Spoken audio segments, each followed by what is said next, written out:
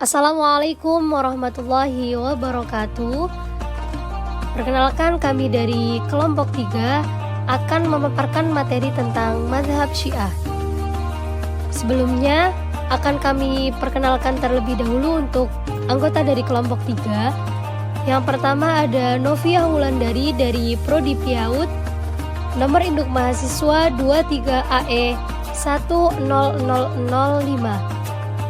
Yang kedua, Firda Ayu Mawadah dari Prodi MPI, nomor induk mahasiswa 23AF 10004. Yang terakhir ada Muna Aziza dari Prodi PGMI dengan nomor induk mahasiswa 23AD 10008. Untuk pemaparan materi yang pertama akan kami jelaskan tentang definisi Syiah.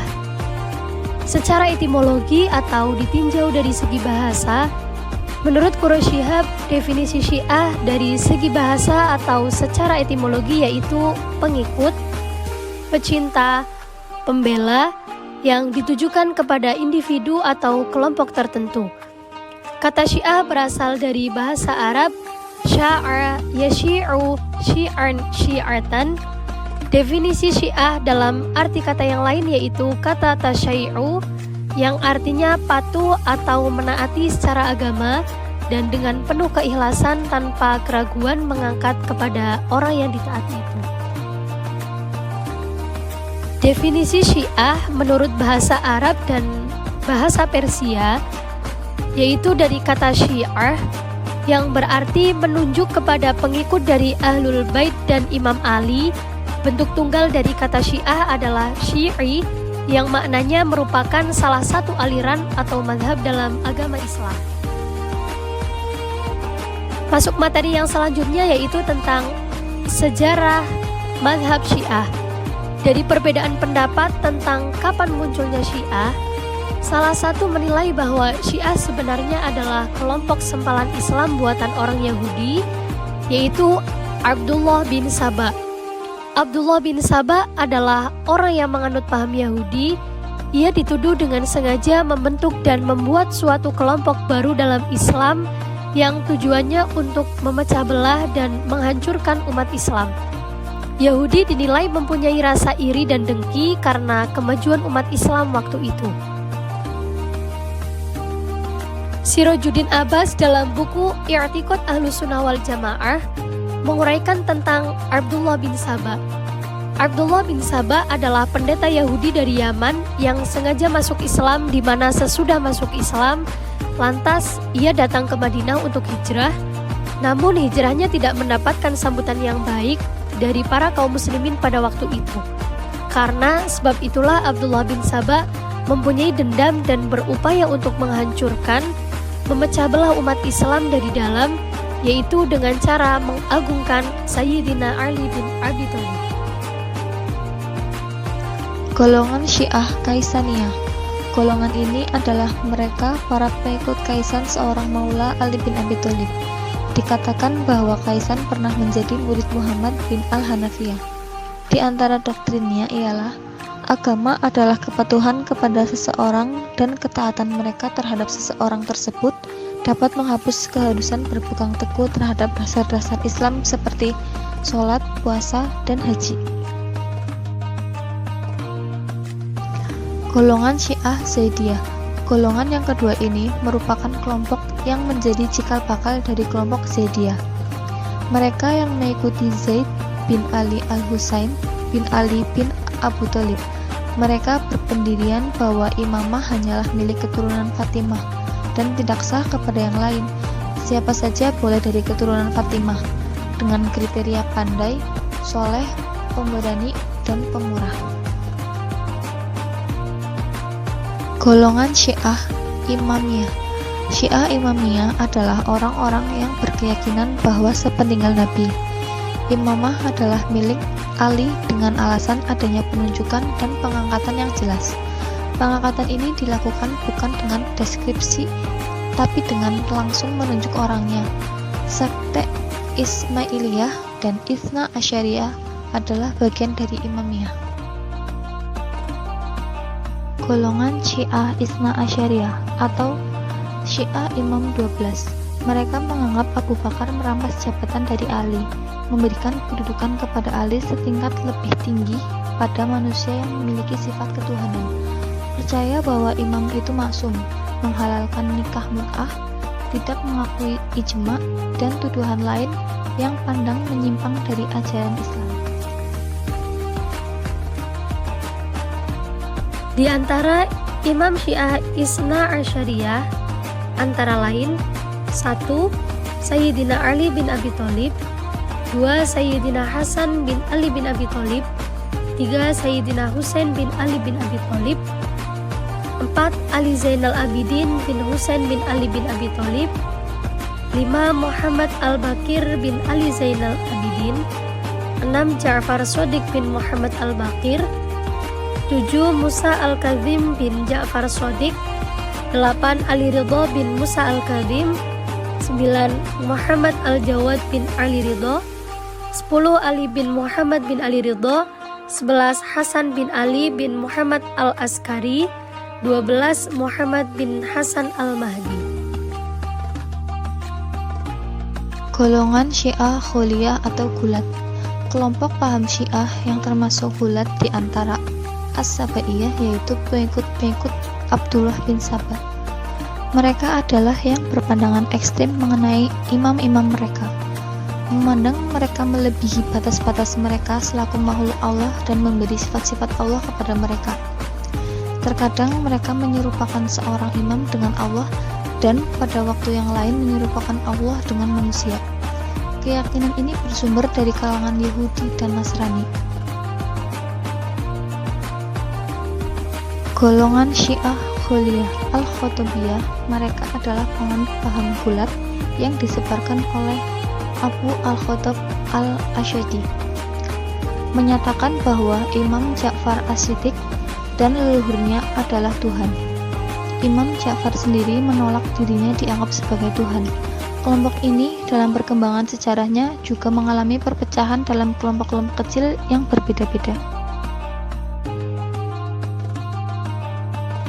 Golongan Syiah Khuliyah Al-Qaramithah merupakan kelompok yang sangat keras dan ekstrim.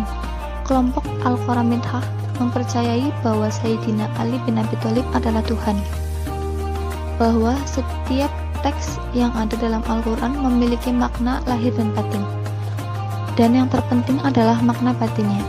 Mereka menganjurkan kebebasan seks dan kepemilikan perempuan dan harta secara bersama-sama dengan dalil mempererat hubungan kasih sayang. Golongan Syiah Ismailiyah, yaitu yang menisbatkan dirinya kepada Imamiyah dan menyetujui penentuan ke-6 orang imam-imam yang pertama di antara ke-12 imam tersebut. Tetapi menurut mereka sesudah Ja'far As-Siddiq yaitu imam yang ke-6, maka imamah itu tidak berpindah kepada putranya Musa Al-Hazim, melainkan berpindah kepada putranya yang lain, Ismail. Syiah Ismailiyah juga diberi gelar dengan Al-Batiniyah karena kepercayaan bahwa Al-Quran dan Sunnah mempunyai makna lahir dan batin. Syiah Bani Abbasiyah. Syiah Bani Abbasiyah memperlihatkan konsolidasi identitas Syiah. Keruntuhan Bani Umayyah dan berdirinya Bani Abbasiyah diakui oleh para sejarawan antara lain disebabkan oleh kerjasama antara kelompok Syiah dan kelompok Bani Abbas. Namun dalam perkembangannya, karena menyadari kelompok Syiah tidak dapat menerima mereka sebagai penguasa Bani Abbasiyah segera menghabisi dan menganiaya kelompok Syiah. Sehingga ahli-ahli sejarah menyebut bahwa penderitaan golongan Awaliyah atau Syiah akibat kekejaman yang dilakukan oleh golongan Abbasiyah lebih daripada penderitaan sewaktu pemerintahan Bani Umayyah. Akibat tekanan dan penindasan Bani Abbasiyah terhadap kelompok Syiah, kembali mereka menunjukkan perlawanan terhadap Bani Abbasiyah. Syiah masa kekuasaan Mongol 650 sampai 736 Hijriah. Menurut Al-Mudofari, masa kekuasaan Mongol di Iran yang dimulai oleh Hulagu dan diakhiri oleh Abu Zaid adalah masa keemasan bagi Syiah di Iran. Pada masa ini, orang-orang Syiah mendapatkan kebebasan untuk menghidupi mazhab mereka. Perkembangan Syiah di Indonesia. Sesuai perjalanan sejarah, komunitas Syiah di Indonesia dibagi menjadi 4 generasi utama, yaitu generasi pertama Syiah masuk di Indonesia melalui para penyebar Islam awal dari orang-orang Persia yang tinggal di Gujarat. Syiah pertama kali datang di Indonesia di daerah Aceh. Pada saat itu, raja pertama kerajaan Samudra Pasai menganut Islam versi Syiah dengan gelar Malikul Soleh. Penyebaran Syiah di Aceh juga dibantu oleh tokoh ulama terkemuka di antaranya Hamzah Fansuri, Syamsuddin bin Abdullah As-Samatrani, Nuruddin Ar-Rani, Burhanuddin, dan Ismail bin Abdullah. Akan tetapi, pada zaman Sultan Iskandar Tsani, kekuasaan kerajaan di Aceh dipegang oleh ulama sunnah. Sehingga sejak saat itu, kelompok Syiah tidak lagi menampakkan diri, memilih berdakwah secara taqiyah. Prinsip taqiyah digunakan untuk menghindari tekanan dari pihak penguasa. Walaupun sejak awal perkembangan aliran Syiah tidak ada benturan dari kelompok lain. Generasi kedua Syiah. Sebelum terjadi revolusi di Iran pada tahun 1979, Syiah sudah ada di Indonesia. Akan tetapi, para penganut aliran Syiah bersifat sangat eksklusif. Mereka tidak menyebarkan ajarannya kepada orang lain, dan hanya disimpan dirinya sendiri dan keluarganya sendiri yang sangat terbatas. Generasi ketiga Syiah. Generasi ini didominasi golongan intelektual. Dari struktur sosial, generasi ini terdiri dari golongan menengah atas, dari mahasiswa, dan dari akademisi perguruan tinggi. Mereka tertarik pada Syiah karena sebagai alternatif pemikiran Islam mereka lebih tertarik terhadap pemikiran Syiah daripada ritus-ritus atau fikih-fikihan. Generasi keempat. Generasi keempat ini mulai mempelajari fikih Syiah. Mereka tidak hanya dalam pemikirannya, tetapi mulai ada konflik dengan kelompok lain. Mereka sangat bersemangat untuk menyebarkan ajaran Syiah. Karena kontribusinya dengan fikih, dimensi intelektual mereka menjadi rendah, dan mereka menganggap bahwa generasi kedua yang fokus pada pemikiran adalah bukan generasi Syiah yang sesungguhnya. Mereka cenderung memposisikan dirinya sebagai representasi original tentang paham Syiah atau sebagai pemimpin Syiah di Indonesia. Contoh ajaran Syiah. Salah satu contohnya adalah praktek perayaan 10 Muharram yang biasa dirayakan oleh pengikut Syiah untuk memperingati terbunuhnya cucu Nabi Muhammad, yaitu Husain bin Ali. Sayyidina Husain terbunuh dalam perang Karbala pada tanggal 10 Muharram 61 Hijriah. Perayaan 10 Muharram dipandang sebagai ritual suci bagi kelompok Syiah, juga berkembangnya di beberapa komunitas Islam Indonesia di luar Syiah. Sebagai contoh, terdapat perayaan serupa yang disebut dengan Tabot Tebuang di Pariaman, Sumatera Barat, dan ada perayaan ritual Tablik.